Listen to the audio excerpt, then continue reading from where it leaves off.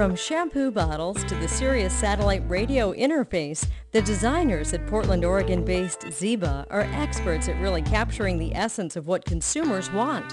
One of their designs for a shower squeegee generated millions in sales and is now in the Smithsonian's permanent design collection. It is estimated that nearly 80% of all products introduced to the marketplace just don't make it. So how does Ziba's innovative products succeed when so many others on the market fail? It may all come down to Ziba's unique approach to new product development, an intricate process that is centered around understanding consumers in a deep and profound way. New products don't start in the R&D lab. Before any product development or design work even begins, there's a tremendous amount of deep consumer research that takes place. People are in search of meaning these days. We have enough stuff to choose from. We have enough companies who can give us whatever we desire or we want. It is now, what does it mean to me? It's got to be meaningful. And to be meaningful, you have to understand your consumer. So how do Ziba's teams begin to understand customers? Through extensive research that in turn is formulated into customer insights. It's a process of uncovering information, much like an archaeologist. There are these buckets of things that you can pretty significantly and quickly address, but the discovery and the uncovering and the magic really happens when you are finding out what you don't know, and are making it into something that's unique and special.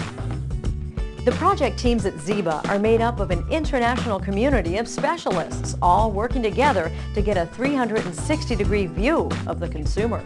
I think that this incredible mix of culture, intellect, creative ability, experience all comes together in this special sauce that is Ziba. But Ziba believes that the truly successful products have one thing in common. They connect with consumers on a very deep emotional level. When Ziba takes on a new client, they start the process by asking if they know their customer. A simple question that many just can't answer. Do they know what motivates them, drives them?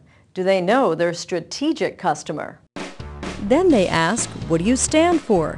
What are your values? How are your values manifested in the messages you send out? And they are firm about any design being in line with the brand and really speaking to that targeted customer. Ask the question, what's the objective here?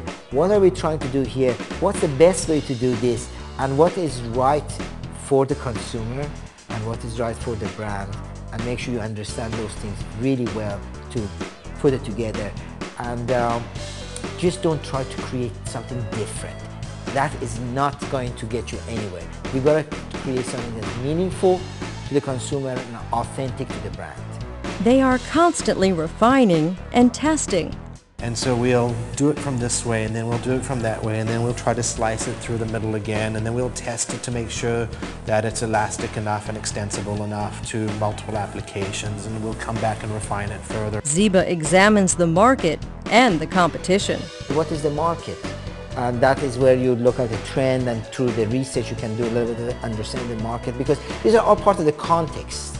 You need to design within a context. Once you have all this context, the consumer, the understanding of the brand and the consumer, understanding how the competitors or other products deliver on that benefit, what does the market look like, what are the trends that are affecting consumers and the business as we go forward, then now you have the beginning of what the product or what the experience should be, and then you start the old-fashioned design process. With a strategic target customer in mind, Ziba begins the journey to create a meaningful customer experience. That experience is really the thing that really captures and builds loyalty. That experience is really a visceral emotional experience that the consumer actually has with a product, with a service, with the experience of a brand. Ziba has been facilitating such consumer experiences for well-known brands for years. And for each new client, they are exhaustive in their search for great new ideas and concepts. A lot of times we'll use a gravity method. We have a big wall of concepts, and we have a framework on that wall, and the good concepts stay up towards the top, and the bad concepts start to drop down towards the bottom. Eventually they end up on the floor, and eventually they go into the garbage or in a file cabinet somewhere, right? But the idea there is basically You know, having a system that you can feel comfortable that you've exhausted all possibilities. It may all come down to Ziba's unique approach to new product development, an intricate process that is centered around understanding consumers in a deep and profound way. Look at what is right, not what has been done before. Ziba also considers the timing of a new product introduction and if the market is ready.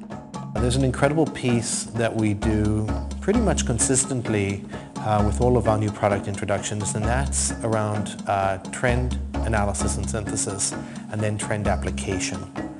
And that's this piece, a big piece of this puzzle, where it's around the right time for the right product for the right consumer from the right company. But Ziba does more than design products. One of its most recent challenges involved creating an integrated experience for consumers for Portland's South Waterfront, a thriving urban neighborhood that didn't yet exist.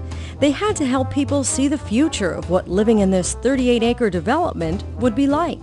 One of the things that we had to do is basically kind of be what I refer to as being archaeologists of the future. And so we're not trying to make up the future, but we're trying to understand the patterns that exist today that will manifest themselves in the future. Once they had that understanding, they crafted a simple story for South Waterfront. Ziba believes that every project needs to tell a story, which creates more of a holistic experience for consumers. It was wrapped around beauty, which is the river, and urban river living on the river, and ethics. And the ethics is what we refer to as bright green living. And bright green living is a new kind of living around environmentally and economically and also culturally kind of sound, the triple bottom line kind of living. And then wrap that up into an experience that people can go down there and see what this new kind of lifestyle will be like.